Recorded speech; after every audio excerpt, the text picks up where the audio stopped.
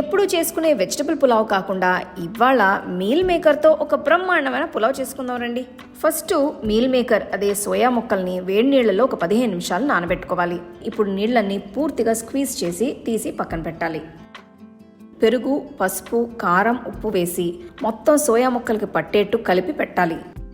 Pressure కుక్కర్లో కొద్దిగా నెయ్యి, కొద్దిగా నూనె వేసిన తర్వాత దాల్చిన చెక్క, లవంగలు, యాలకలు, బిర్యానీ ఆకు, కొద్దిగా జీలకర్ర వేసి ఇప్పుడు సన్నగా తరిగిన ఉల్లిపాయలు, పచ్చిమిరపకాయలు వేసి బాగా సాటే చేయాలి. దీంట్లో అల్లం వెల్లుల్లి పేస్ట్ వేసి బాగా కలపాలి. ఇప్పుడు సన్నగా తరిగిన టొమాటోలు, పసుపు, కారం, గరం మసాలా పొడి వేసి మ్యారినేట్ చేసిన సోయా ముక్కల్ని వేసి మొత్తం బాగా కలపాలి. ఒక 5 నిమిషాలు సోయా ముక్కల్ని మసాలాలో బాగా ఉడకబెట్టుకోవాలి.